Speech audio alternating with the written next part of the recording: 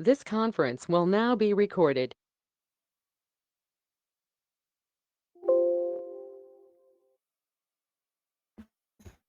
Good evening, ladies and gentlemen, council. We do have a quorum present. It is March 20, 2023, meeting of the Haslett City Council. We have present in the chambers, we have Council Member Borick, Council Member Rickett, Council Member Nahara, and Council Member Morrow. Online, we have Mayor Pro Tem Broyles. Thank you. You bow your head with me just for a moment and then join me in the Pledge of Allegiance. Thank you, Father in heaven, for your many blessings. Thank you for your watchfulness and guidance over the city of Haslett. We pray for your grace and your mercies. In Jesus' name, amen. Pledge of Allegiance.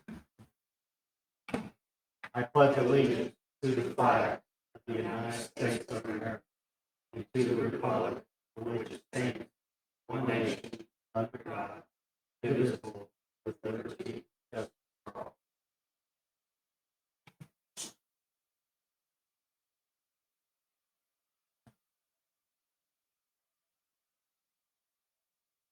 Item 3 is citizen participation comments. Does anyone in the chamber have any comments or would like to address the council on any aspect?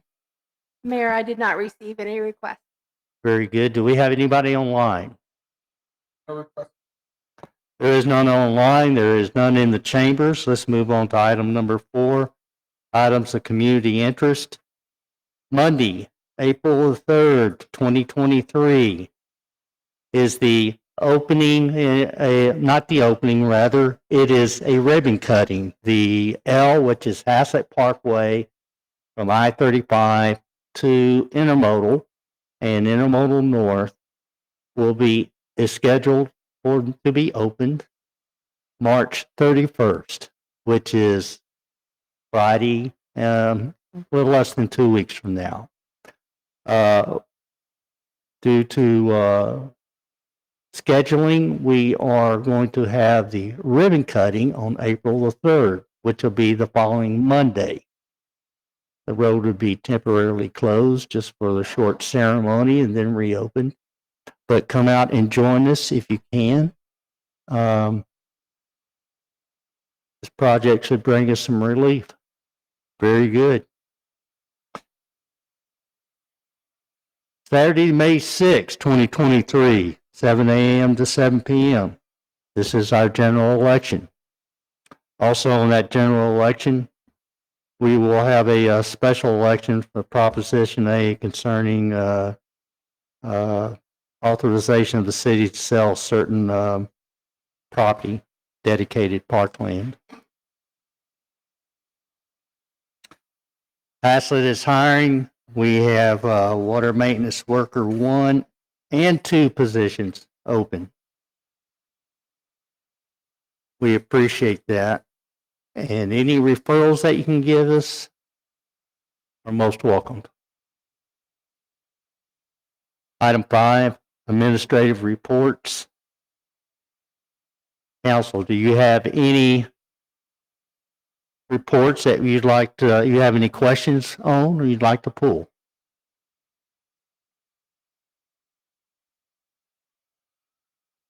Very good. No, Mayor, I just, one question on the EDC report is how are the appraisals coming on the EDC properties? How are the appraisals coming? Yes. They are in progress. Mr. Swanky, can you answer that in more detail? Yes, I can. I talked to the appraiser the other day, and he's working on them. He had a little bit of a setback. He had COVID, and so he is recovering from that, and he's getting his energy back, and he should have them finished real soon. Okay, thank you. And is this still tied in? We waiting on the appraisals for the Mai Tai resolution? That's correct. All right, thank you. I had a question as well, Mayor Halsey. On the Tarrant County Sheriff Officer's report, we used to get weekly reports. Are those being sent to the city still, and can we get those forwarded, if so, to city council? 'Cause we used to get those weekly reports from them. I didn't know if they still did that. I haven't gotten weekly reports. I don't recall ever. When was this? I mean, have you been Previous. getting them late? I mean, I haven't, I asked about them one time, and I think we received them for a couple of weeks and then nothing again. So I didn't know with the new contract if there was. does anybody, are you aware of any weekly I reports thought we they were used to weekly. They might have been receive? bi-weekly, but I thought they were weekly. I do remember that we were getting them. I'm not sure. How far Since back? It, What time frame? I would say back when Lemunion was out, was maybe they stopped during that time. I think Lemunion is the one who sent them out, but How many year back? 2 years ago? I can look back at the last one that you forwarded us. Yeah. Was it a weekly report? I thought it was weekly, but it might have been You know what? monthly. I'll check on it Okay. and I'll look let's back and check see to when see that if we date. used to get, I don't recall them. It but- might have been monthly, but I thought they were more often than that, but I could be wrong. So I'll double check as well. And send me a note, please, Okay, I and will. then I'll Thank you. follow up with them. Thank you. Mayor Halsey, Yes. this is just more of a question and stuff, just on a correlation and everything. I was noticed on the permit fee report and everything, permit coming in. Have we seen any correlation at all based upon, since we based our long range, that your plan showed about how getting the permits is how we're seeing our population growth? Do we have anything that actually shows a correlation? We will. That answer is yes. I haven't got it to present to you, but we do know that even what I had a 55% reduction factor, it is less than that. So that's on my very near to do list. Thank is you. to present that to you. Any other questions? If not, then, okay, well, let's move to item 6. Updates on activities, projects, and event recaps. Mr. Rogers. All right. If Stephen pulls them up here. Anybody that's interested in a tennis court, today was concrete pouring day, and boy, they poured a lot of concrete today. They finished the entire pad off today. So that's what now you got this big, huge concrete slab sitting out there starting to cure. So it'll be a while before we're able to go any more work, but at least it is there now. You can definitely see what it's going to look like and how big it is. Yeah, it's big. I asked Mr. Rogers, I said, how many tennis courts did they pour? 6? And it's just 2. Yeah, it is big. And as the mayor was saying, the Hassett Parkway project, things are finally coming together with the utilities on the Avondale Phase 2 portion. Phase 1's going along pretty good. We do have a good thing somewhat. It's not very much, but they ended up, we're going to not have to pay for one whole entire storm drain inlet. So we saved over. Oh, I Surely think it's they made a whole mistake on whopping that one. $3,000, but I'm sure they'll find some way to eat that up. But they are getting all the signages going in on the L section like crazy. They're putting up signage, getting all that final topsoil and the mulch and everything down. So, I mean, they're working feverishly out there. So they've been out there sweeping that thing. I don't know how many times. They sweep it almost daily now, trying to keep it as clean as possible and keep things looking really nice. So, but they're coming along really fast. So yes, 31st, they're going to start letting some traffic through and see how things work. So it's pretty exciting, coming quick. Any questions anybody has? I'll try to, One question, Dave. Sure. How much longer on the construction up here on Westport? here by the new distributions right here. 405 up here, Yeah. they're still, whoo, man, what do you think, Mike? They still got another 60 days, 90 days still left, I believe, on Is it? that project. So it's a while out. All right. I've I've seen got a a lot of meeting cars. tomorrow about the pavement for the turn lane tomorrow. Okay. I see a lot of cars hit the curb when they eastbound. Yeah, the ones that are driving too fast. I know we see that too. The ones that are coming through there and not slowing down much. They have a hard time making that zig and that zag back. All right. Thank you. You're welcome. Very good. Anybody have any other questions for Mr. Rogers? Thank you, David. Thank you, Mayor and Council. Item 7 is consent agenda. We have the approval of the March 6, 2023 regular city council minutes, the approval of the joint election agreement contract, the May 6th election, and approval of an ordinance amending the Haslet Code of Ordinances by modifying inspection required. Do you have any questions on the consent agenda? I would entertain a motion, please. Mayor Holsey, Yes. I move to approve the consent agenda as presented. Motion is made to approve the consent agenda as amended. Is there a second? Mayor, I'll second that. There is a second. Any discussion? If not, I'll call for the vote. All in favor? Aye. It's unanimous, 5-0. Motion passes. Thank you, council. Item 8 is public hearings, ordinances, and resolutions. 8A, discuss and consider an act on an ordinance amending the Haslet Code of Ordinances by adding section 3.6.2 to chapter 14, zoning to establish an I-35 overlay district. Mr. Swanky. Mayor and members of the council, I have a few slides I'd like to run through, if I could.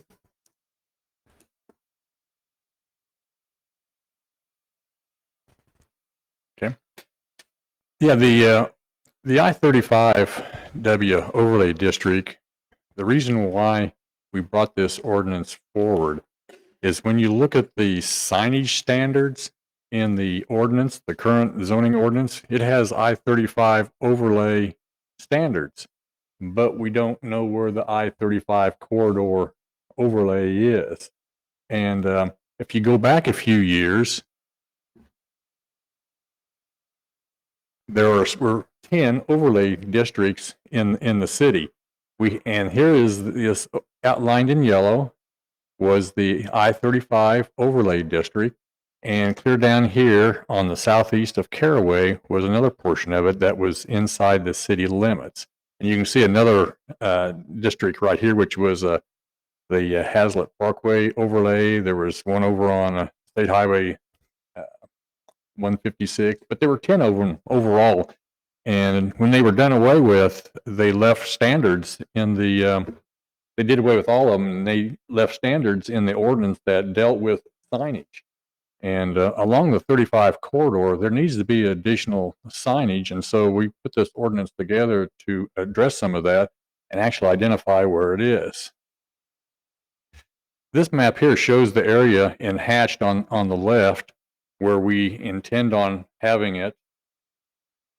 And over here on the right, you can see that line basically follows this floodplain down here and then comes over and down here to Pass Drive and over to Harmon, up here and around. So it's really the northeast corner of the city, and it's separated from the rest of the city by floodplains. So there's really a good line there to demarcate where it is.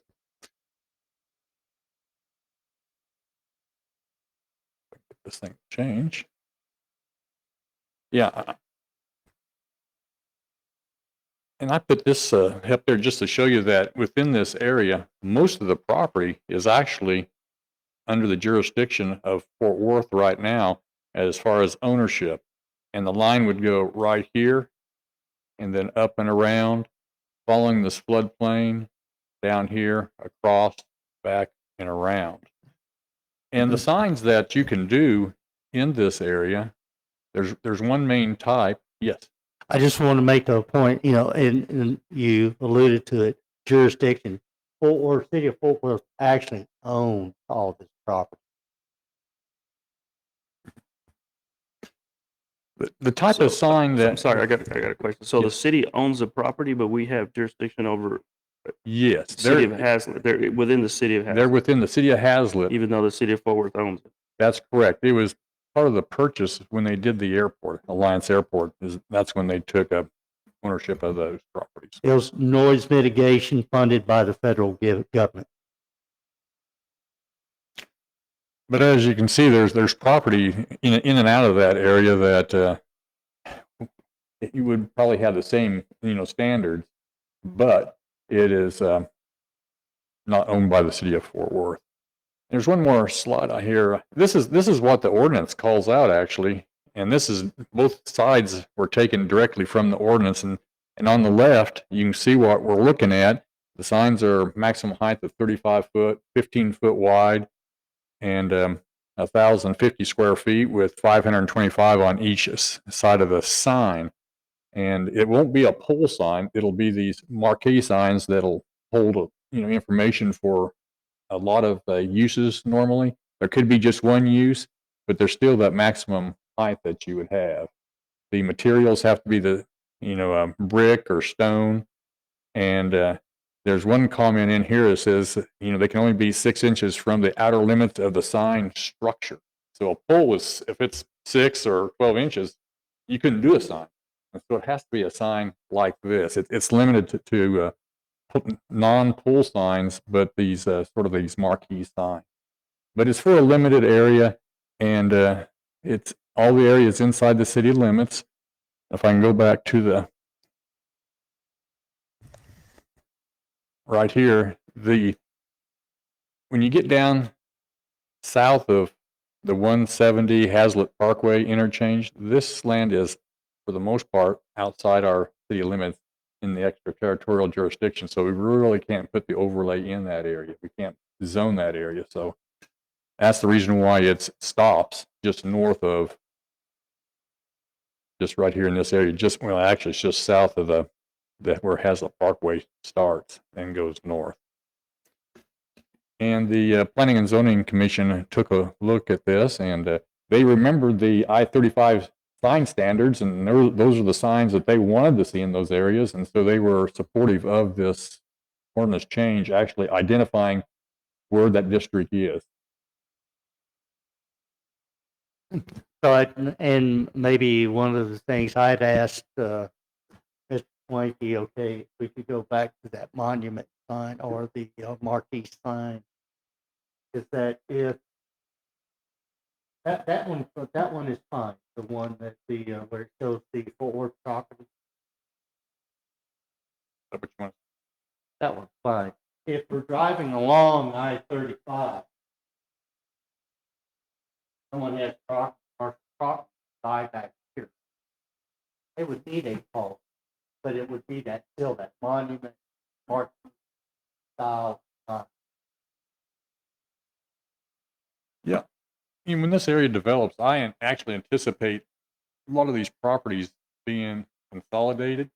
And when you consolidate those properties, you will want to have a sign that sort of identifies what's in it. And if you just let the front ones put the sign on their building, then the bigger maybe retail units on the back can't be seen. And so it really serves that purpose also.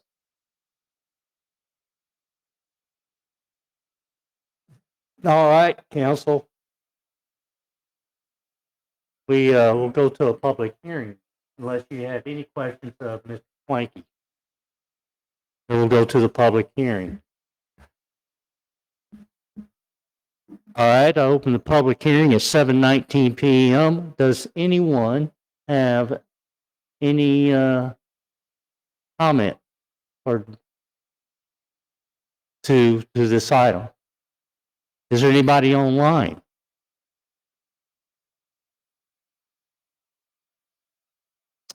I have no request in the chambers. I'll close the public hearing. at 7:19 PM. Okay, council, this is yours? Mayor Halsey, Yes. I make a motion to approve the ordinance amending the Hazlet Code of Ordinances by adding section 3.6.2 to chapter 14 zoning to establish an I-35 overlay district. Motion is made to approve the ordinance amending Hazlet Code of Ordinances by adding section 3.6.2 to chapter 14 zoning to establish an I-35 overlay district. Is there a second? Mayor Holsey, I second. There's a second. Any discussion? I call for the vote. All in favor? Aye. It's unanimous, 5-0. Motion passes. Thank you, council.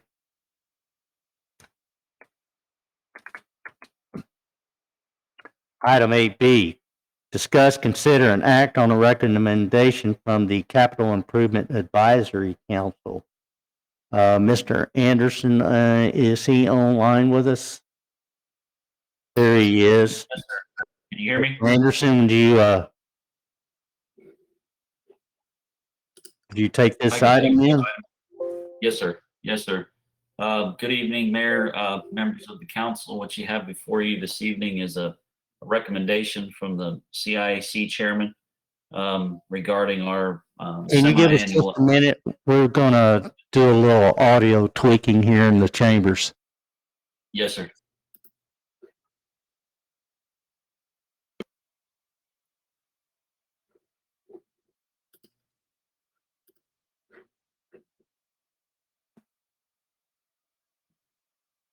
Thank you, Mr. Anderson. It's yours. Okay, so what you have before you is a recommendation from the CIAC chairman regarding our semi-annual update to the commission, at which we reported on the collections, operations, and funding line items for the water and sewer impact fees. Those are summarized on the recommendation letter from the chairman there.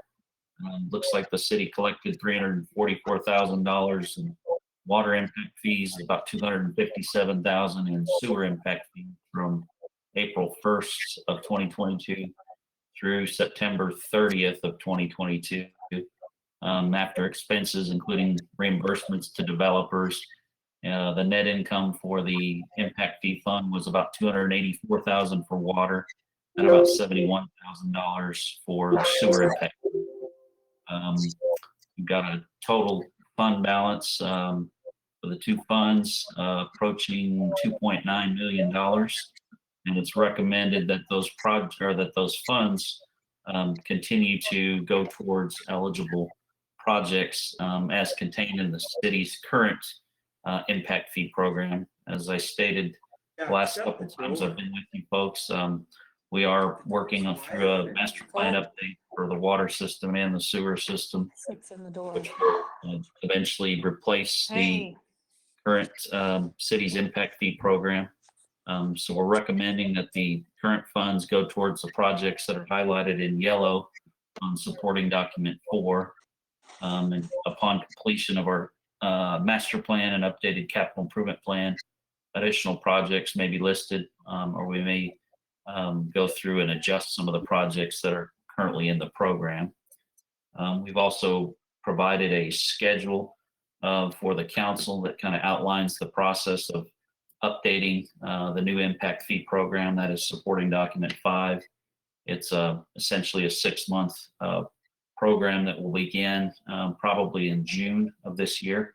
And so by the end of 2023, we should have updated impact fees in place for both water and sewer. So as I stated, the recommendation from the CIAC is to continue using the impact fees towards eligible projects as highlighted on the current 10-year CIP as we continue to work through and update the impact fee program under our 2023 project. So I'm available for any questions. I'll attempt to answer those and we'll go from there. Council, do you have any questions for Mr. Anderson? Mayor Halsey? Yes. I do have a question. You'll go to page where it has the expenses. Page 7, I believe, 7 and 9.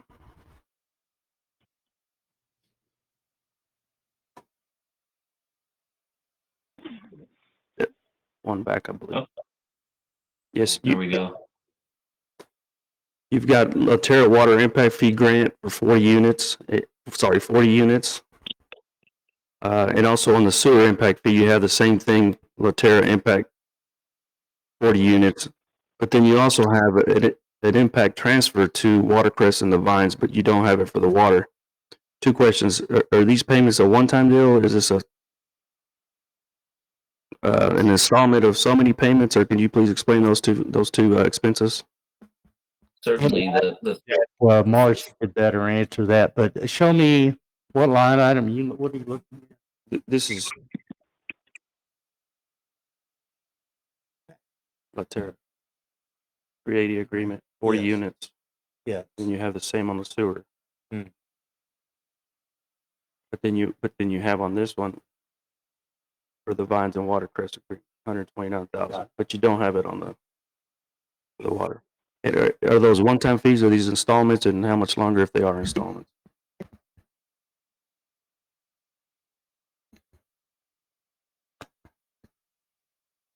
would you The, like for me to take that one, Mayor, or Marcy? yeah, please go ahead. Yes, Mr. Hare, the impact fee transfers for the Laterra, that's covered by a developer agreement with the Laterra folks. So the city agreed to reimburse a portion of the units. I don't have the agreements right in front of me, but the city agreed to pay back a certain number of units or give credit back to the developer for water and sewer impact fees paid on a portion of their development. I don't have the agreement in front of me, but it's a portion of the total number of lots in the development. Down there on the sewer transfer, the Vines and Watercrest extended an oversized sewer line up through Maxwell Estates and across Blue Mountain Road to serve their development. There was a deal that was put in place by the city that actually credited back the extension and the cost of that project to the developer. And I don't have that agreement in front of me either, but that agreement covers a percentage of that cost. I don't believe it covered the whole cost, but it included a large percentage of that. And thus the transfer on that particular sewer extension, which there was not one in place for the Laterra side. I can dig up those agreements here after the meeting and send those to the mayor, and he can get those over to you if you'd like to see those. We have those agreements, and as you spoke to it, I recall I just read them probably about a month ago, so we have them both. Okay. Do we know if So- these are installments of just a one-time payment, or do we have more coming for it? It looks like the one for the Vines and Watercrest is a one-time deal because it's a percentage and there's not going to be another expense for that. But are the other two, should we expect more installments coming? Ms. Lamb, Those will be- please do that. It's a multi-department answer. Both of those agreements, and the agreements there to be paid quarterly. And the reason the Vines looks like it's a one-time is because that agreement, we were not aware that it needed to be segregated into a separate fund at the time. So our first payment was a catch-up payment for them. So you will see additional payments for both Laterra and the Vines, according to those agreements. Mayor Halsey, I had a question. Mike, can you explain the highlighted portions on document 4? Are we only looking at, because I was looking at how much our fee balance was versus the cost of those eligible costs. So we're looking at 2023, 2024, and then we just keep building on that? Or can you explain why it's highlighted and what those eligible costs mean for Sure. what the actual balance is? Yeah, as we got into the impact fee review and subsequent semi-annual reporting last year, without the benefit of having completed the study that we're in the process of doing now, we knew that the highlighted projects were going to continue irrespective of the findings of our study. So we've highlighted those and we've determined that those are eligible projects moving forward. Those costs exceed fund balance, and therefore we don't have any problem saying let's continue using our money towards those projects. And what we're in the process of doing, kind of as I talked to last time, is evaluating of the components listed on the sewer and the water side, as you see here on this list, of those, which projects can fall off, which projects need to adjust down in size. So the goal after completion of the master plan will be development of new capital improvement plans. And the water projects may go from 16 to say 12. The sewer may go from 12 to say 14. Some of the projects may look a little different. The costs will be updated, et cetera. So that's why those are highlighted. Is because we had to continue moving forward with the program last year, and we identified some things that were essentially going to need to be done regardless of the updates to the system. And so that's why we've highlighted those and recommended that those continue to be funded as we finish the study. I want to make a note on this. There's not a page 2 of this, is there? This is all the projects? Yes, sir. Okay. 18 months ago, if you look down at the very bottom, it says water and sewer total 39,178. If you'll recall, that was around $60 million. And it's through a diligent analysis and updating as we learn and go. And these subsequent plans, as you know, is presented to PNC and subsequent to this council, we now have what we know is $39,178,000 in lieu of $60 million project that we need to fund. And when this new analysis is complete in the next, 6 months or so, That's correct. it's very likely even this will drop. So knowing that puts a lot of things into something that we can see a light at the end of the tunnel. Because these big projects, all these capital projects, which this falls in the category of it, along with roads, et cetera, that's addressed by CO or bonds, one or the other. And our impact fees. These impact fees are very important. It helps fund these things. I just wanted to make that comment, seeing, just the pure analysis, how important that is. Anyway, thank you very much. Council, you got any questions for Mr. Anderson? Very good questions. Oh, I want you to please, Mr. Anderson, at the very top, you got cost and eligible costs. Describe those differences, what they are, and why. So the local government code basically provides an opportunity for two methods of calculating a maximum allowable impact fee.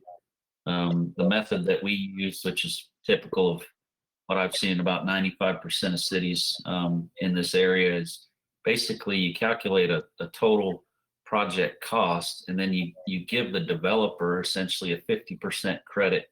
So we basically essentially take that 39 million and we cut that in half. So even if we were able to collect all the impact fees, essentially we would only be able to collect and assess fees on half of the cost of the projects. That's just the nature of the local government code as it's currently constructed. It allows for a 50% credit to be given to the developer in calculating the fee. So when we bring a fee recommendation back to you, we will bring back the maximum allowable calculated fee, and you all will be charged with determining whether you're going to set the fee at that maximum calculated rate, or if you want to do something less than that. That's entirely up to your purview and discretion.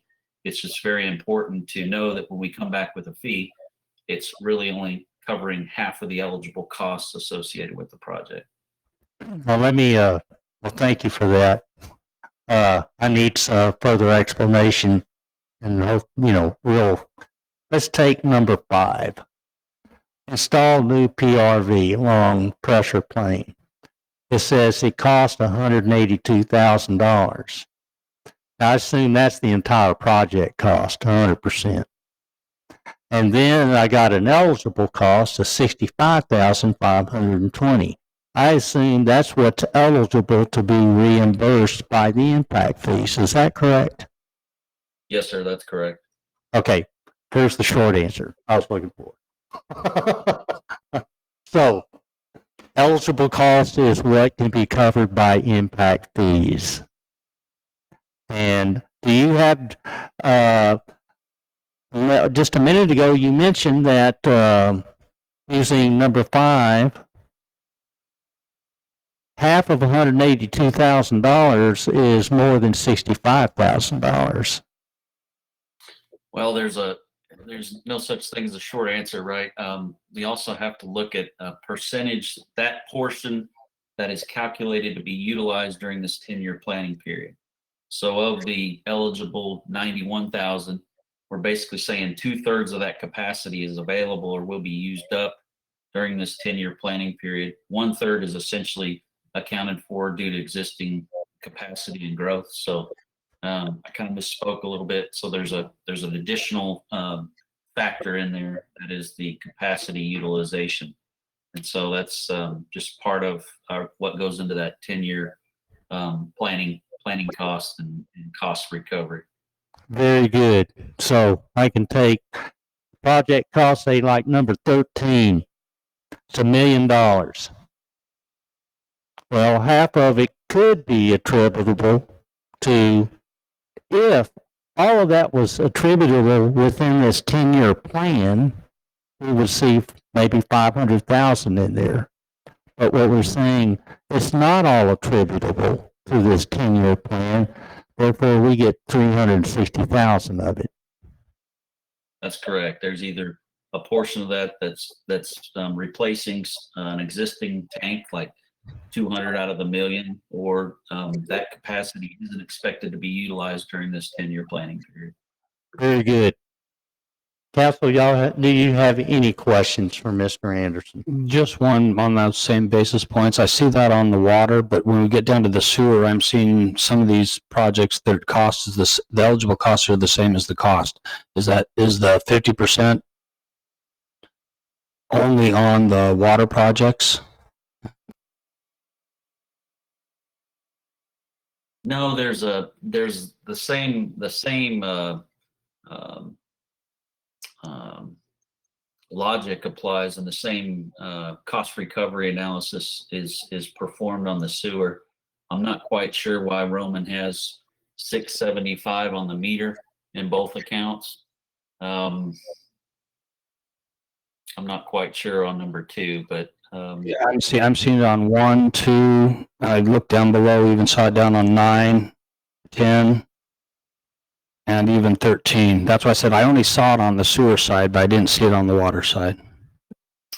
yeah, I'm not quite sure. What we've done is we're working under the existing, so that would be the 2021 CIP and master plan that was done by others. So we're in the process of trying to carry this forward and just report on it. I don't know that we haven't done enough work on our end to determine new costs and what would be an eligible cost recovery. And I don't have their study in front of me right now to be able to answer your question, but I can ask Roman his thoughts on that. We can get back to you on why some of those numbers are the same, because that is kind of odd, especially on the studies. I can understand that, but some of those the capital projects, they shouldn't be entirely 100% recoverable. Let me ask you something. I know there's time elements to accept these CIAC plans. Do we have enough window to table this item until the next meeting? Can we get explanation on this? Yes, we can do that. We can go back and evaluate the the sewer eligible cost. And yeah, we can do that. That's And not gonna be any. explain why the identical numbers are very near the same value numbers. So, council, would you entertain such as that? Mayor Halsey, Yes, I have a question for Mr. Anderson. I'm please. looking at I'm looking at the eligible cost, and that is something that we anticipate the city being reimbursed for from the developers. Is that correct? For Well, impact fees? That's the eligible component of the project cost that's used in the impact fee calculation. So that's basically the numerator. And then we have the denominator, which is the number of growth units during this 10-year planning period. So we take a portion of the total cost, and that's your total eligible that can go into the numerator portion of the equation. Okay, and so are the impact fees that were refunded to developers from previous agreements reflected in these numbers at all? Not to my knowledge, and so no, they were just agreements that were discovered, and we're having to take an accounting for at this time. Okay, so if I'm looking at these numbers that we can attribute to the developers, I might not get back on line item number 2. What is that? About $1 million. Is that correct? On the water, yes, ma'am. Yeah, because of agreements made previously with developers Correct. Yeah. for refunding impact fees. Okay, I just wanted to clarify that and see if that was showing up anywhere in your documentation here. And I don't know how that will be dealt with during our analysis and moving forward and preparing the new fee. Obviously, we need to take that into account, because if we're collecting $2,000 and we're netting $300 because we're giving $1,700 back, that's obviously Right. needs to be worked into the accounting of all this. Correct. So duly noted. Roman's a lot better at this than I am, and he'll be getting into this just as soon as we can finish up our portion of the capital plan. We'll make sure that that's addressed in the formal report to you all. Okay, thank you very much, Mr. Anderson.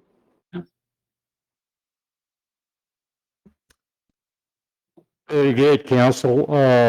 Any other questions? And again, I might suggest that you would make a motion to table this, and at least you may not have all the answers, such as the agreements in the past that were made to refund some of these impact fees.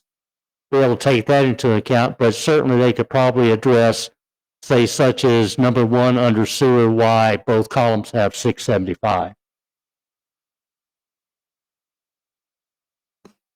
Mayor Holsey, Yes. I move to table the recommendation from the Capital Improvements Advisory Committee until the next council meeting to get the answers. The motion is made to table this Capital Improvements Advisory Committee until a report and recommendation until the next council meeting, which would be April the 3rd. Is there a I'll second that. There is a Mayor Halsey, a second. Thank you. Uh-huh. Any further discussion? All in favor? Aye. It's unanimous, 5-0. Item 8C, discuss, consider, and act on the 2022 traffic mitigation and signage plan, Phase 1 construction contract award and execution of change order number 1 with Traffic Highway Maintenance LLC. Mr. Anderson. Let me say, when you start in this plan, this is a plan of everything, and what they're actually going to see is phase 1 of this. So please tell them what's phase 1 and phase 2 here. Yes, sir. So the exhibit you have before you shows the total plan that was put together. That includes Old Town, portion of Laterra, the FM 156 corridor from Schoolhouse down through Hugh White. You've got Blue Mound Road from the city limits line out west over through Intermodal. And then we've got improvements along Harmon Road leading into the Caraway subdivision. So that was the overall plan that was put together back in spring of 2022. We subsequently identified those project components that could be done without TxDOT approval. So everything except for the FM 156 corridor.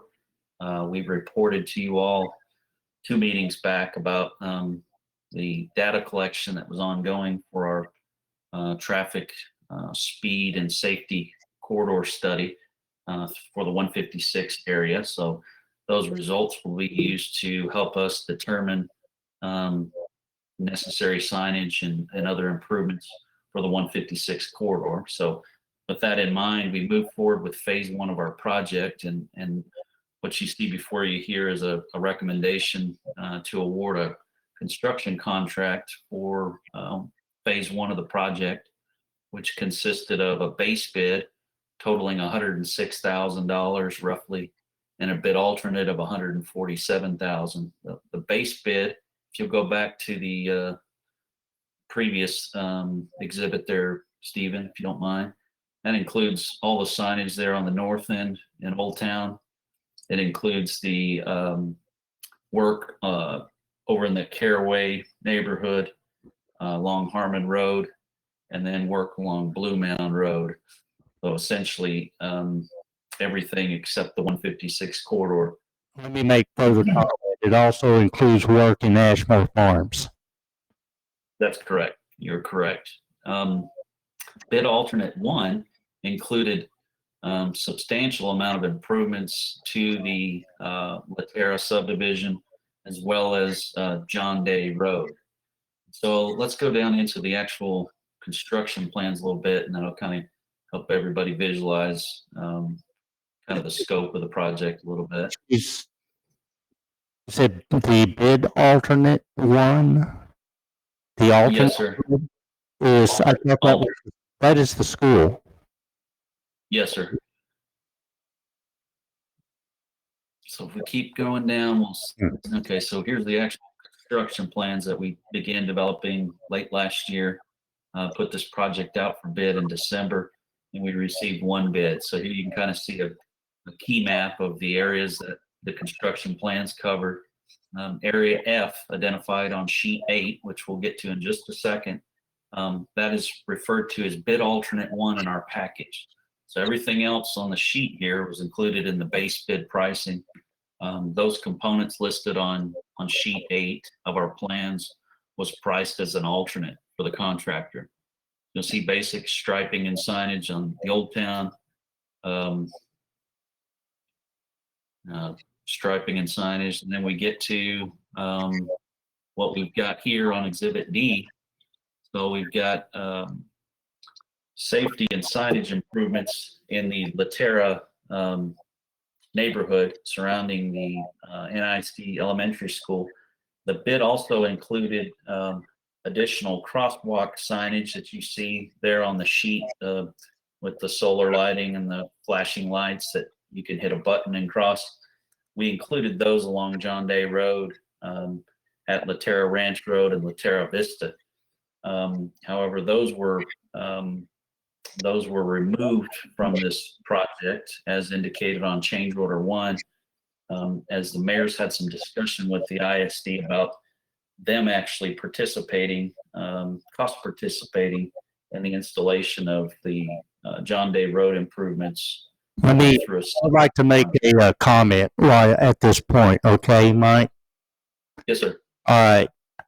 The base bid, how much was it? 146,000? I think it was 106,000. $106,000. Okay, Yes, sir. that included all the work except this area F.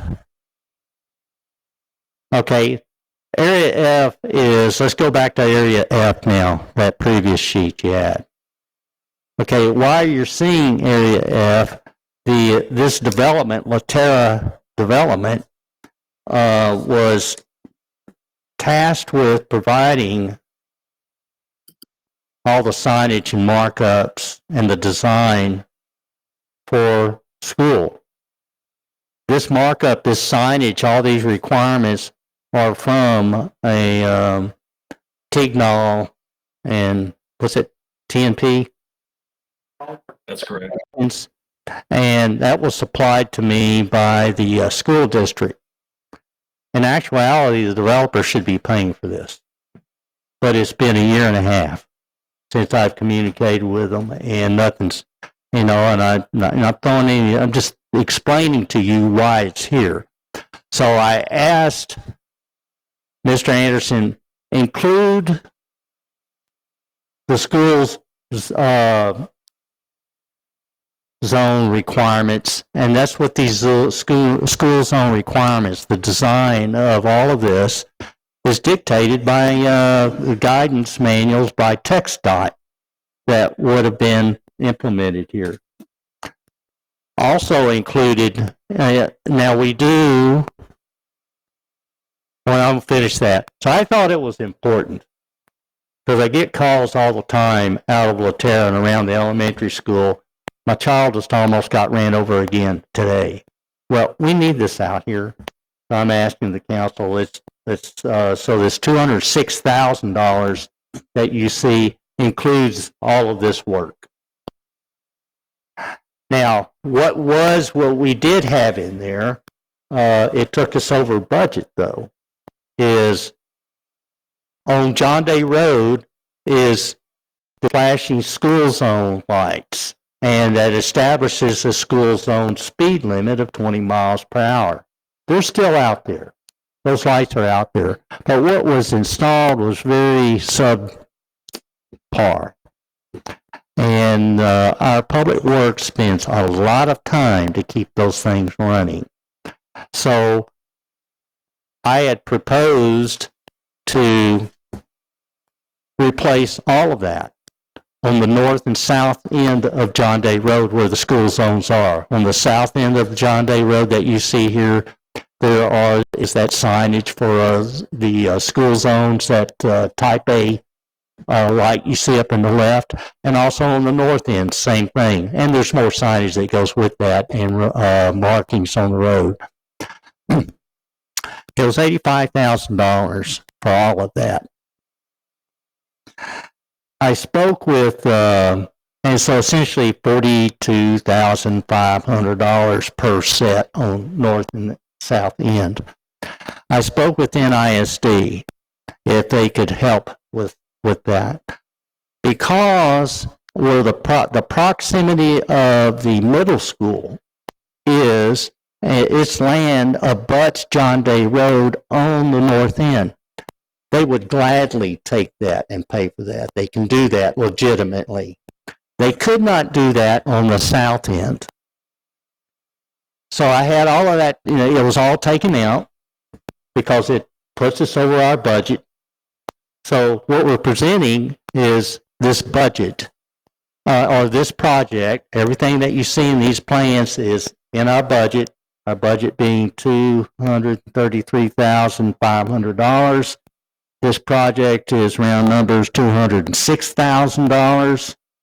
And so I'll be asking for an additional $20,000 out of contingency. So the 233 plus 20,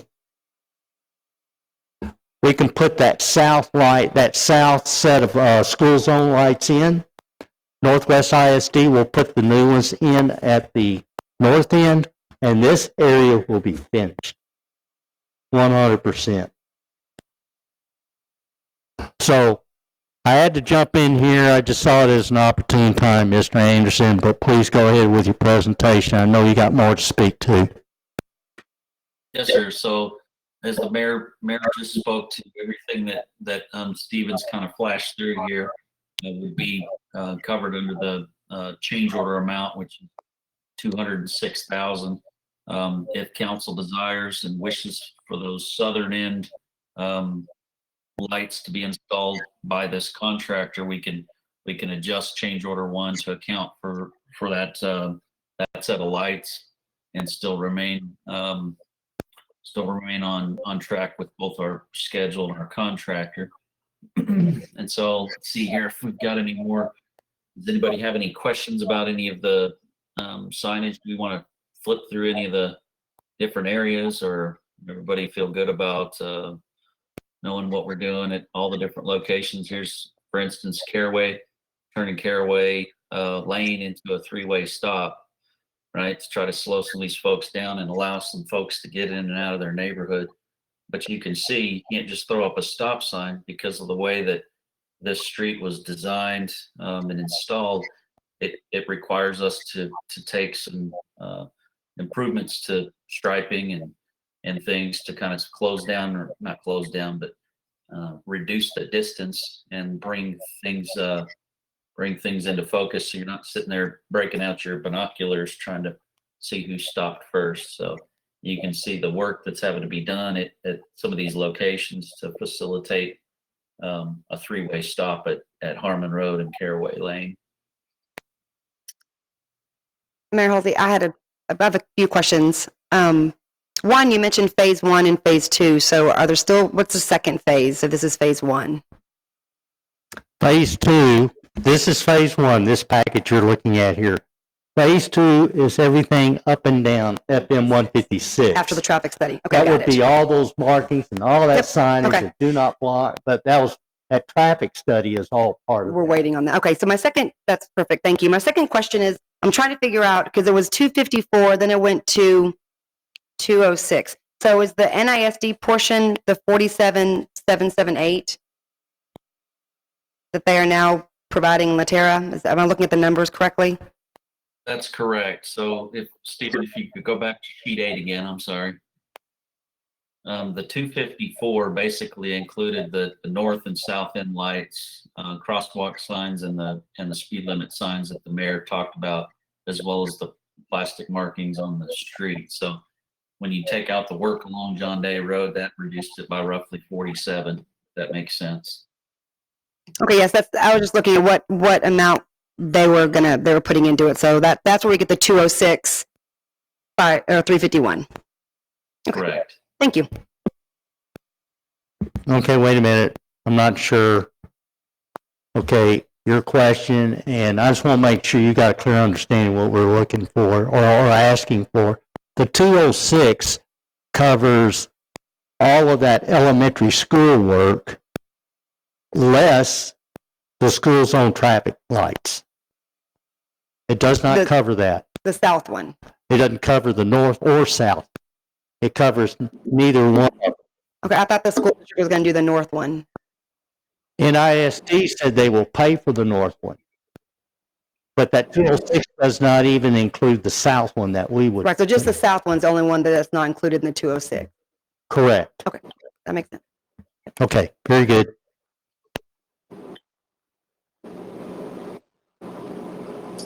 Mayor Halsey, Yes, ma'am. do we have any legal recourse to recoup any of the funds from the Laterra developer for the elementary school signage? Yes, there are recourses, but I don't want to explain all those now if you would permit, but we have line item this. That's why we took it as a bid alternate. It's documented what the charges are, and then we can pursue that reimbursement at another time. But I will, I'll say this, is that we've waited long enough for the developer. We just need to get this done.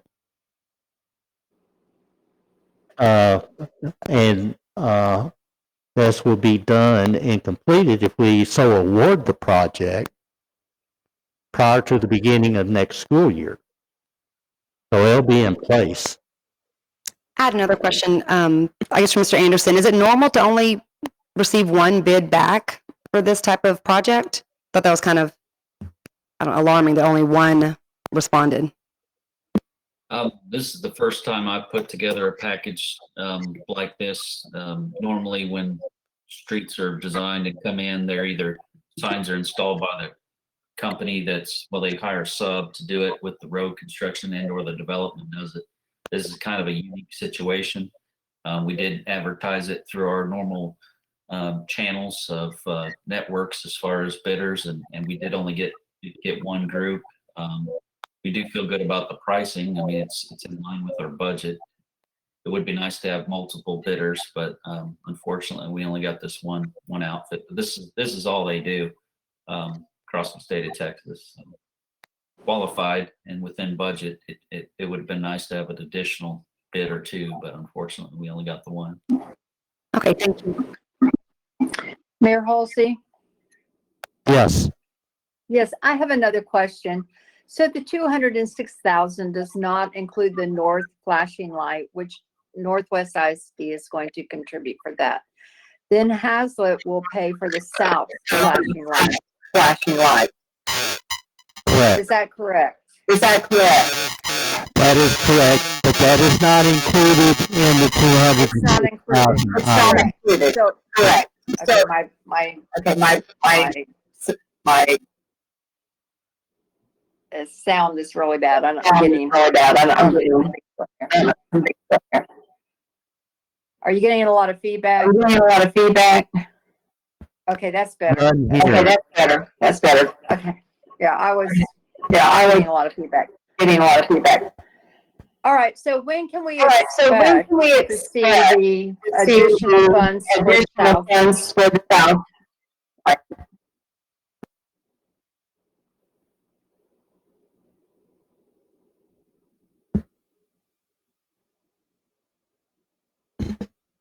I think we can make that amendment with this motion, correct? Tonight, yes, you can.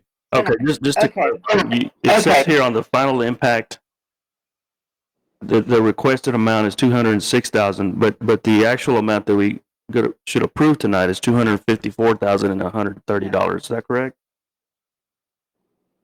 Okay, what I'm asking for is to install, in addition to these set of plans, which this set of plans represents the $206,000. What I'm asking for to install that south light is with the remainder of the budget, which is $15,351.55.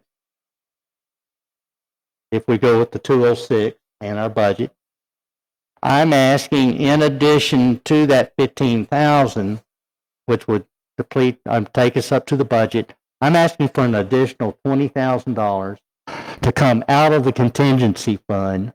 Coupled with this, would give us that estimated $42,500 to install that south light, all the signage and the markings on the street, and plus a little bit more for any contingency on the project as a whole. Mayor Holsey, would it be easier if we just approved up to $230,000? 250. You said 200. You said 206 plus 20,000 plus the 15. Or I'm saying, should we just approve up to up to an amount of dollars? If it's 250,000, or if it'd be 255, just say up to 535, $253,500.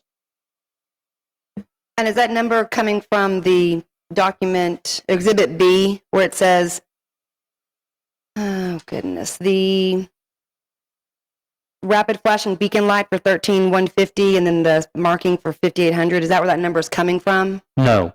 So how do we know how much it's going to cost for the south light? I thought, The south light was $85,000, correct, Mr. just for one Anderson? light? No, both of them. Let's go to the change order sheet. There we go, the pay item schedule.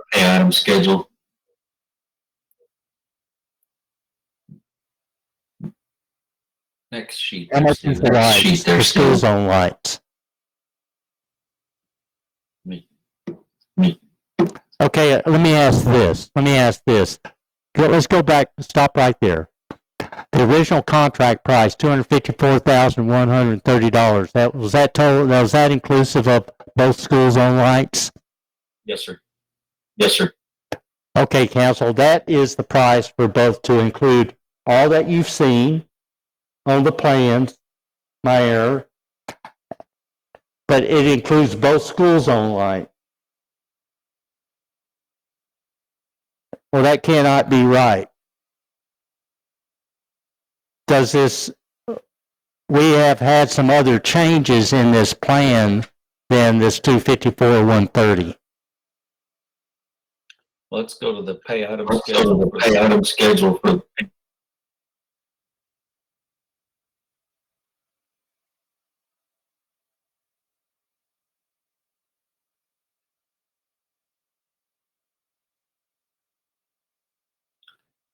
So the four 52,000 plus 80. Is that?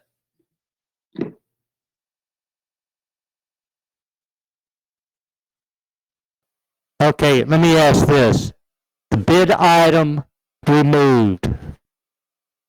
It says bid item removed. Alternate bid item removed. Correct. Do you see that, Correct. Mr. Anderson? Yes, sir. What exhibit are you looking at, Mayor Halsey? Huh? What exhibit are you looking at? Well, I'm looking what's on my screen.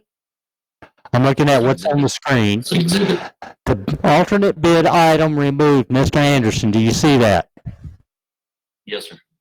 Yes, sir. It looks like it's pay item 10 and pay item 11. Okay. Are those the two flashing lights for the school zone? Yes, sir. 2 on each end. Yes, sir. 2 on each end.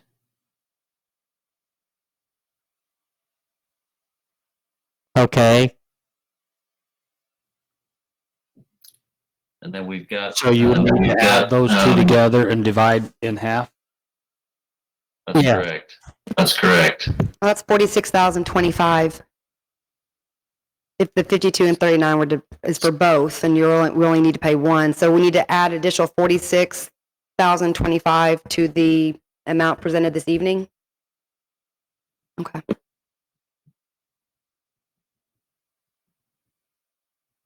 All right. With the, 46,025. That's half of the two, correct? Okay, let's keep that number right there. But someone might want to check my math. Okay, so you're saying 46,000 and 25? It's All right. 44,520. Okay. I need someone with a calculator that works. What number is it? 46,025. 46,025. Okay, that's the number we're going with. Now, out of that 46,025, part of it's going to come from the remainder of our budget. That remainder is $51.55. If I take my 23,500, which is my budget, deduct out the $251.55, I'm left with this remainder of $15,351.55. What is that? 233,500 minus 206, 351.55. So if I did this correct, you would need to ask for an additional $30,673 to. And I have on mine additional 18,876. Oh my gosh. Yeah. The original, our budget's 233. Yes. So you subtract the 206 and it leaves us with 27,000, but we have to come up with 46,000. So we're about $20,000 short. Okay, I used the 15,000 that the mayor was talking about. Okay, project balance is 27,148.45, correct? Okay.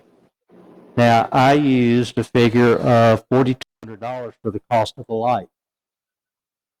I subtracted the $27,148.45 from the $42,000, the cost of the light, and that leaves me a deficit of $15,351.55 to fund above the project budget to install that light. And in lieu of asking just for $315,351.55, I'm requesting $20,000 from contingency. So above the budget price, I got $233,500 plus the $20,000 I'm asking from contingency would put this at a total of $253,500. Plus $20,000, and that will get the second light or the south light installed along with the rest of this phase one project. Right? Okay. Very good. Do you have any questions for Mr. Anderson? I think that really kind of concludes. I mean, we can go through every subdivision that we're working on and explain all that. My only question was the Caraway, they get what they had requested a while back, actually better. Like you said, it's not just a stop sign, it's a little three-way, so. Oh, we get yes, I coordinated with each of these subdivisions, the people in the subdivision. And a lot of this, those subdivision things were requested by these folks. And again, with Ashmore Farms to help address all that cut-through traffic and things of that nature. But anyway, any other questions? All right then. Okay, council, it's yours. Discuss, consider that.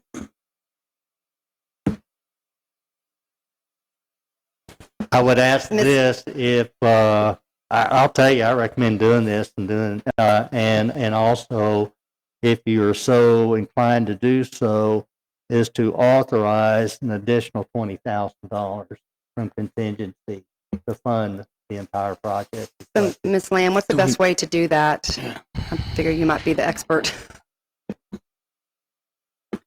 It would just, you already have the contingency funds budgeted, and so it's just moving from the contingency line item to this project line item, $20,000. I mean, it's sufficient to say to expend an additional $20,000 from contingency. Yes. So you don't have to worry about line items. Why? Because it's all in the general fund.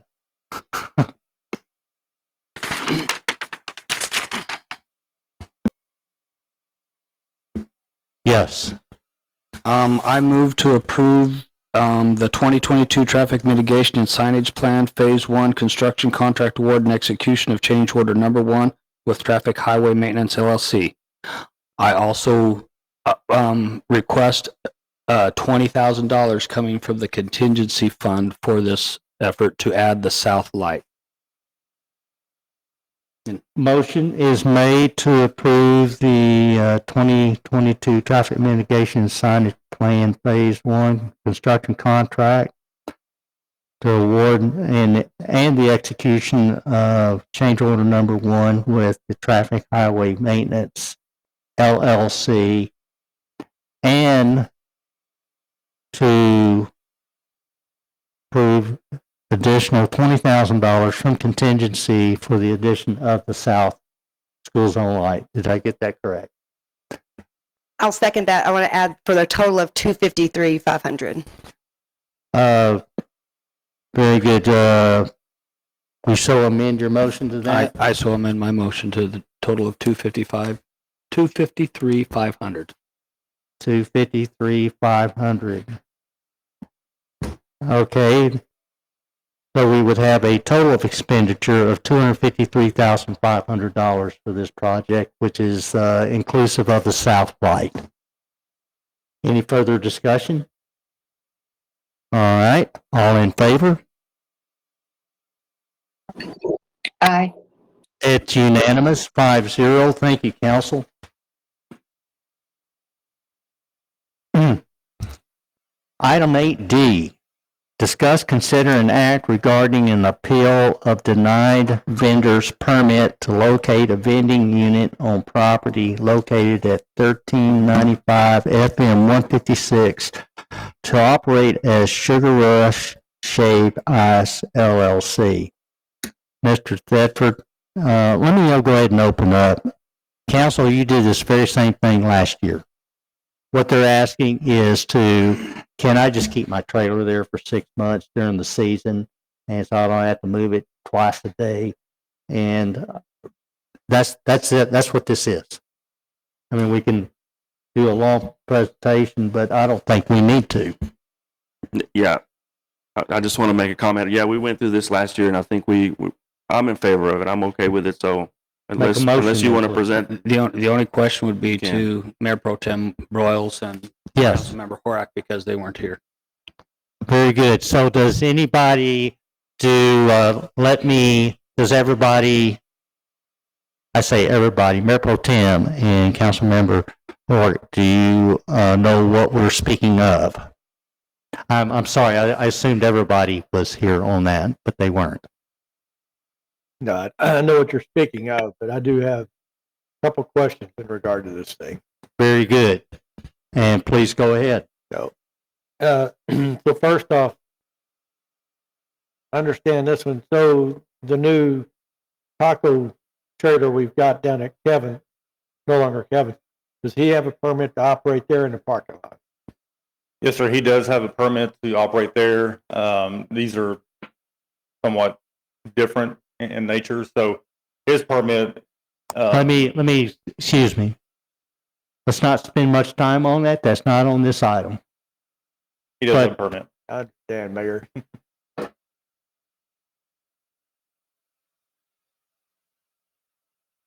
that's fine. No, Councilmember Hort, you got, I'd like the details from Mike Tedford on the other vendor there at Kevin's. Not at this meeting now, but in the future. Thank you. very good. And sorry about that. That's gotta keep it in the bounds. I think we need to understand, to me, it's similar situations, so they should be handled similar.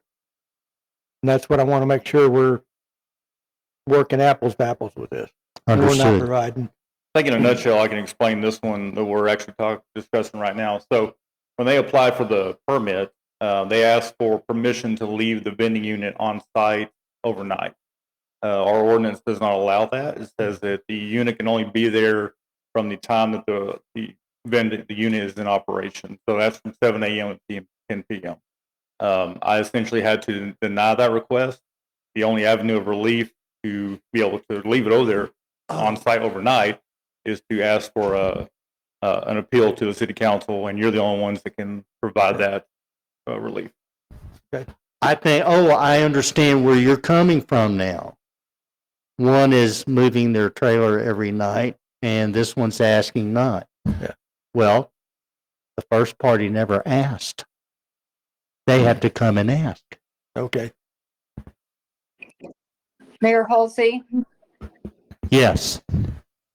I'm aware of this topic also, and that the council we previously approved for them to let them function out of that particular site.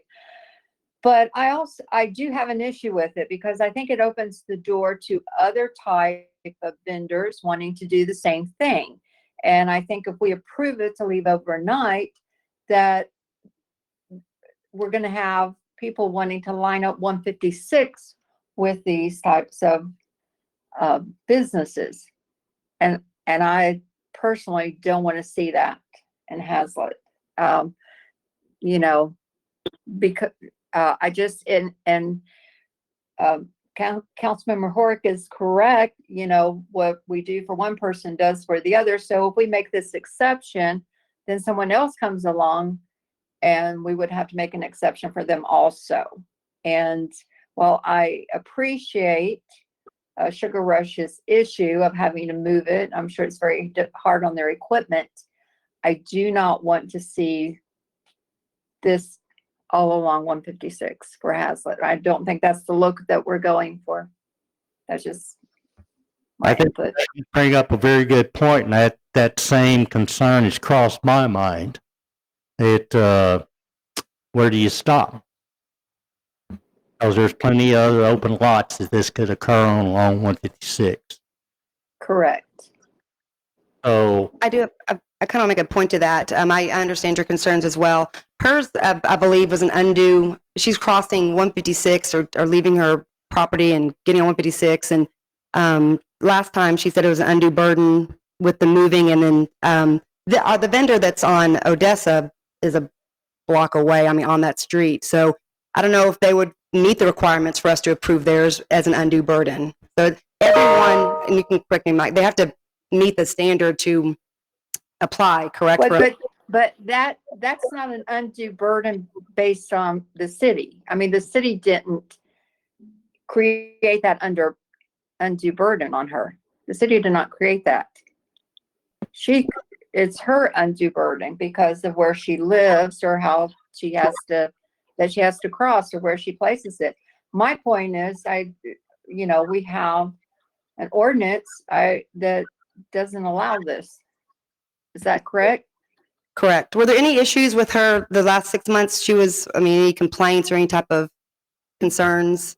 None that I'm aware of.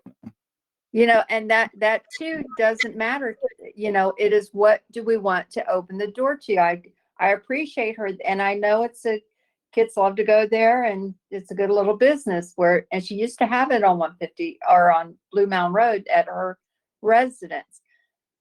But where do we stop? I think if you open the door for this, then how are you going to close the door going forward?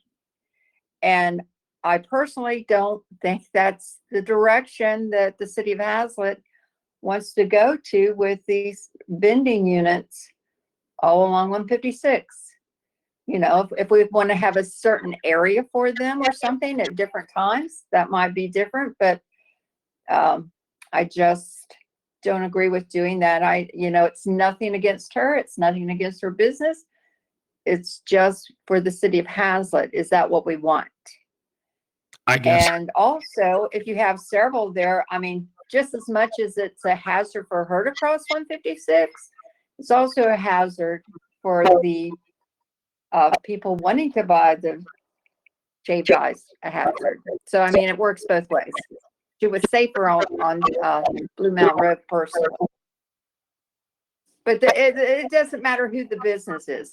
We have an ordinance against it, and I'm against approving this. did you, Mr. Mayor.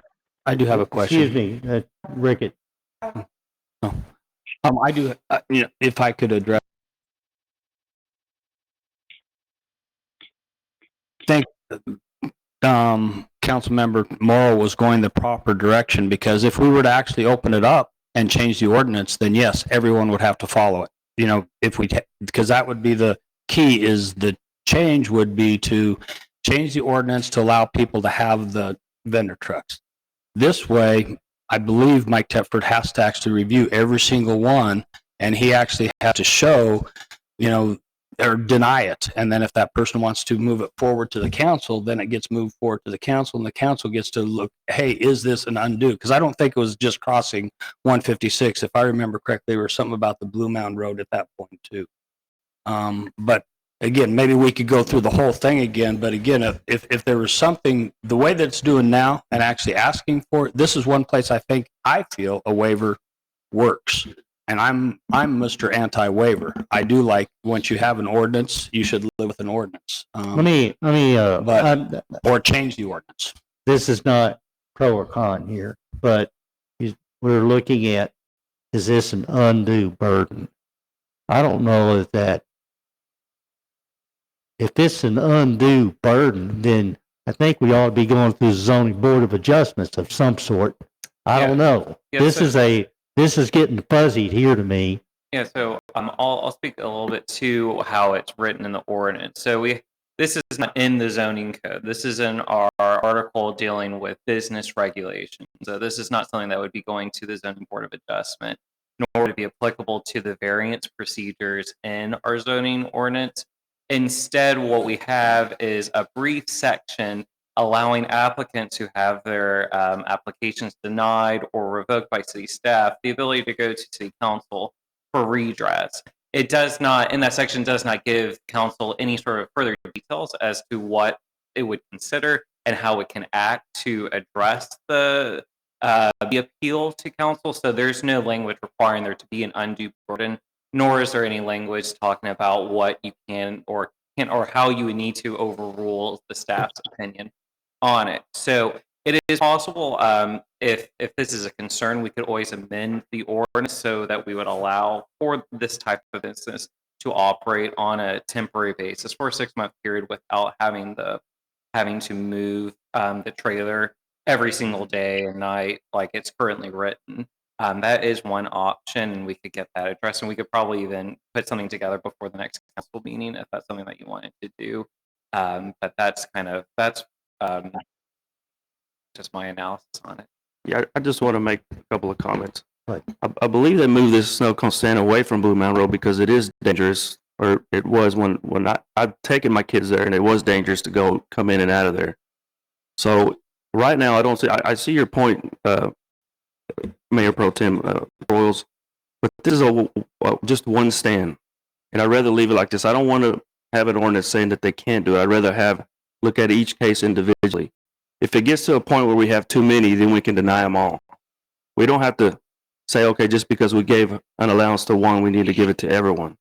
This allows us to, case by case, approve each one of them. We would need to consider similarly situated applicants in the same way. So there would have to be reasons as to why we're approving one and denying the other. And there's always going to be a host of reasons and explanations into that, but that's just something to keep in mind, that there will have to be some sort of actual explanation for I it. want to make a comment to that, and I just been listening to the conversation is, and I'm not agreeing or disagreeing, but it's an observation that I've made, is that it sounds like there might be a proponent to approve this only because of where they live. So if you live down the street, we're not going to approve this. But if you live 3 blocks or 4 blocks away, we will approve it. So examine what you are calling why you're approving it. You know, I would take, if you're going to do this, take the approach of, I would recommend, okay, you know, it's for 6 months and it's one time, and you can consider this year by year. Maybe next year there is, you know, places for these folks to go that's in a central area here in Haslett, and they don't need to be parking on empty lots. But right now, your choice is empty lots. Just do it, and not because of where they live. And I want to apologize because undue burden is, I'm looking at the reason for variance request. That just has what I've written down on my notes. That's not what it says here. Attaching and detaching 2 times a day is difficult, time consuming, hazardous. So that was not a word that this applicant used, and I don't know if the applicant's online to clarify, but that was my word, and so that I don't want to put that in her mouth. Yeah, I've got a question. If you can go, Stephen, can you go to page 5? This, back up. There's a lot right there. So here, I think earlier in the conversation was, did they ask to stay overnight? I don't see a date when this letter was submitted, but here it says they took on trailer daily and overnight at Bagby's Real Estate. So they did ask if they could leave it overnight. So, so earlier we said they didn't ask, but here they clearly asked. So where did this, as I understand, this letter might have come from last year. Is that correct? This looks like a cut and paste from a previous letter, but It is a cut and paste. I can tell, and I commented on that in this is the the same reason from last year. when it was submitted. So this is the letter. from- Mr. Mayor. Hello. Mr. Mayor, Who's speaking? this is Mahaley Mack. I'm the owner of Sugar Rush Shaved Ice. Okay. And Madam. maybe I can clear up some of the questions Madam. for you. Excuse me, ma'am. Can you hear me? Yes, I can hear you. Can you hear me? Council is discussing right now. I'll give you the opportunity in just a moment. Sure, thank you. And you were, No, that's moment because the whole, at the beginning of this, the preference was this is based on all the information from last year and it's just a continuance of last year. So this is part of the documentation that was submitted requesting for overnight approval. Overnight stay. So they did clearly ask, and for this year or last year, it was asked for.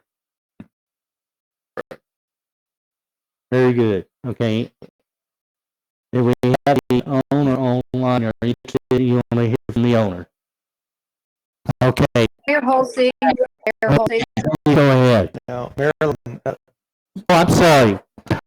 Pro Tem. yeah, I had one more comment. I don't know what the vendor is at the gas station, but if I recall this at previous times in the same location at Sugar Rush, there was also a taco vendor there. Is that correct? Do you recall any of that? Mr. Tappert? There is a taco vendor at another location. It's next to the Shell gas station. But I think did he used to be next to Sugar Rush? I mean, in that area? Oh, there was Like they were a vendor, it was the churro. Yeah. churro. It's not the same one that's at the gas station. No. Okay, so those are three different vendors. Possibly could want to do the same thing. I just want to point that out because I do remember a taco vendor being there previously. I can answer Not that. the one at the gas station. The churro vendor, he Churro. went through the same process that Sugar Rush is going through. He did ask for the variance for the bill, and he was granted permission to stay at the same place. He is Overnight. overnight. He has actually relinquished his site there and did away with his permit and allowed Sugar Rush to take over if they wanted to. Okay, so they took over his spot. Is that what you're saying? That's correct. To Russian.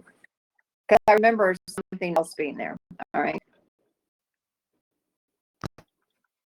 Very good. Ms. Mack, you had a comment that you wanted to I just wanted to say that I'm here and I'm available. If there's any questions I can answer to clarify. Good. Council, do you have any questions, Ms. Mack? No, not at this time. Okay, Ms. Mack, Bowles, do you have any questions of Ms. Mack? Can you hear me? No, I don't. Thank you. Okay, Ms. Mack, thank you very much, but the council does not have any questions. Okay, thank you. Okay, council, if anyone would like to make a motion. Mayor Halsey, Yes. I would like to make a motion to approve the vendor's permit to locate a vending unit at a property located at 1395 FM 56 to operate as Sugar Rush Shaved Ice LLC. The motion is made to approve the vendor permit to locate vending machine. The appeal to approve their request to leave it overnight is what you're seeing. That's correct. Okay, motion is made to approve leaving this overnight. Is there a second? Yes, Mayor, I'll second that. There is a second. Any further discussion? Yes, Mayor Halsey. I would like that motion to be put for a 6-month period. It's in the contract, I believe, also, that it's only approved That's in through the August. request itself. This is only for a 6-month period. And Do we is have a date or that period in the contract? date specific April 1, 2023 to September 30, 2023. Okay, thank you. Actually, it's been amended from March, 2022 to August 30th, 2023. So they brought back 1 month in the contract. Where do you see that? I'm looking at it right here. No, I'm looking at this. I'm looking at this, the executive summary. March, it's March Okay. 1st to August What is the date? 30th. March 1st to August 30th. It was changed in the contract. March 1st, August 30th. Correct. Fine.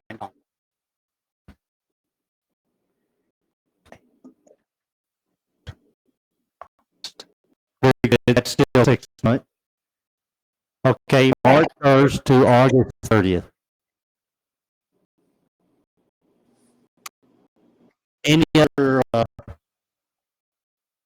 so we have a, motion and a second on the floor. Any other,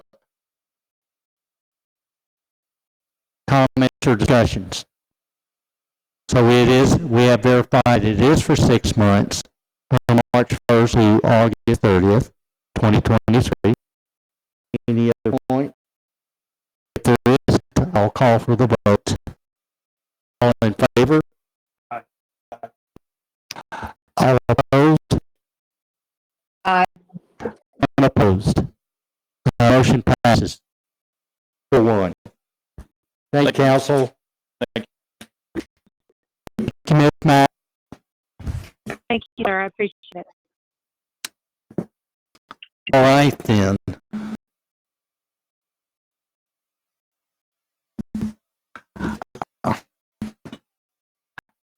You know, I gotta say this, some of the most difficult, I thought always the most difficult items to deal with were, pets and anything with sports.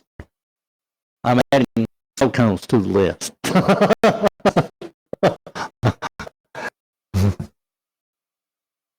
All right, I would like to recess the open session at 8:37 p.m. Let's have a 10-minute break and meet in the boardroom for executive session. And it's at 8:37 p.m.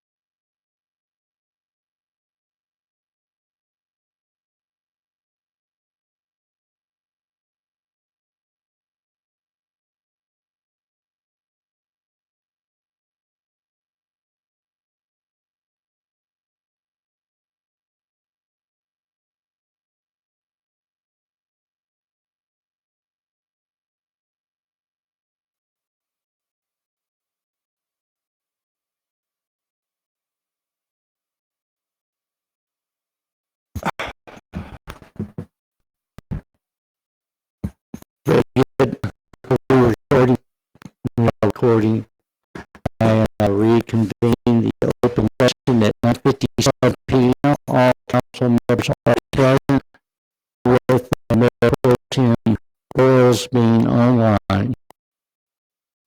If we could go to item number 10, consider and take any action resulting from an executive session. Yes. I'd like to make a motion for the mayor to go into agreement for professional evaluation services up for $3,000 we take out of contingency fund. Motion is made to permit the mayor to Enter into agreement enter into agreement for professional evaluation services for an amount of $3,000. to take out of contingency. Be taken out of contingency. Is there a second? Yeah, second. There is a second. Any further discussion? All in favor? Motion is vote is unanimous. 4-5-0. Motion passes. Halsey? Yes. I'd like to make a motion to accept the 9B of the executive session of the personnel and to take up $57,535,000 from the contingency. Motion is made to accept personnel changes Personnel changes 9B as presented 9B and to expend up to $57,535 from contingency. Is there a second? Mayor, I'll second. There is a second. Any further discussion? Favor? It's unanimous, 5-0. Thank you, council. Let's go to item 11, any future agenda items. There are none. Item 12, may I have a motion to adjourn? Mayor Halsey, I motion to adjourn. Motion is made to adjourn. Is there a second? Halsey, I say. Seconded. All in favor? Aye. It's unanimous.